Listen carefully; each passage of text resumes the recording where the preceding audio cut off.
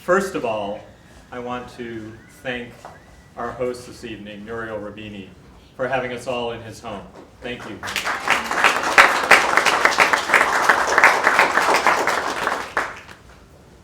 I would have some of you in my home, maybe 4 or 5 of you,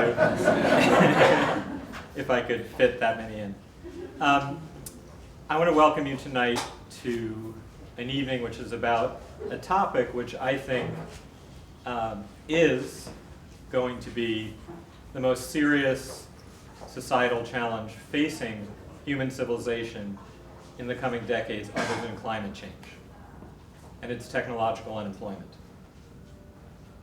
It's an issue that is based around exponential change. And I want to talk about the basis for technological unemployment, and I want to talk about exponential change. Someone's singing? Music upstairs. Capitalism itself is based a lot around an idea of something called creative destruction.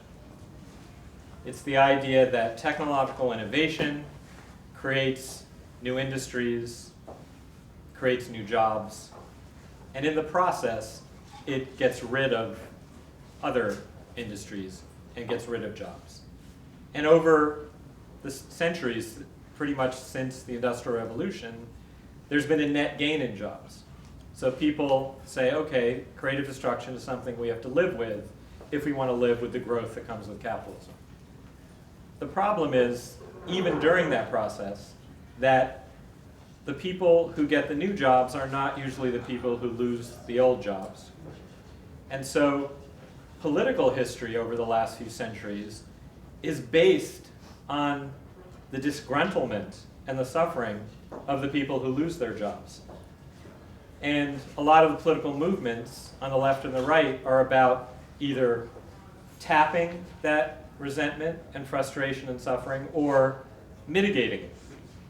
And so what you have is the history of the last few centuries is pretty much the history of technological unemployment when you think of history. The possibility is that there's something fundamentally different about our time. And we'll talk more about that when we have a panel discussion soon. But I want to talk about exponential change for a second. The human mind doesn't wrap around exponential very well.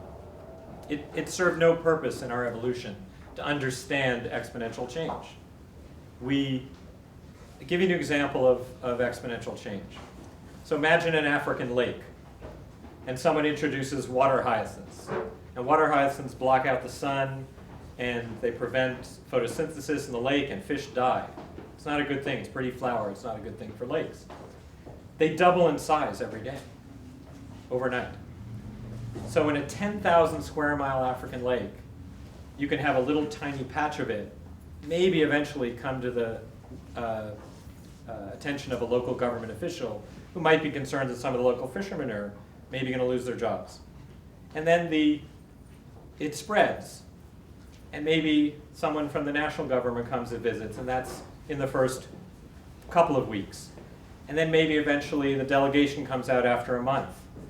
And then eventually one day, 5,000 square miles of the lake is covered, and someone says, we really are going to have to do something about this. And they make a phone call, they come back the next morning and the lake is covered. That's exponential change. The human mind doesn't think that way. When you're sitting in the middle of the lake and 5,000 square miles are empty, you can't understand exponential change. The new technologies that are happening right now are exponential technologies, particularly around Moore's Law, particularly around the idea of information technology, which is the enabler now for all these other technologies. Biotechnologies, nanotechnologies, new energy technologies are all being enabled by this. So that exponential change is driving everything. And these new technologies are the kinds of technologies that get rid of jobs quicker than in the past. We're now in a global economy, and we're now in an economy where people are working longer. We're now in the economy where there's nowhere for someone to escape as in the past and go to a new industry quickly, or to train their child to go to a new industry and think, well, I'll just tail off myself in this one. So I believe there's something fundamentally different. It's up for debate, but the fact is it's never been up for debate before. It's now up for debate now. And if you think about the fact that we're going to have probably, new estimates say, 3 billion new people and who are going to need jobs, and all these people who are going to be in industries that work now that are going to be losing jobs. And then you think about the history of politics and how lots of nasty politics comes when people are either out of work or they have economic anxiety. That's the setting for our discussion tonight.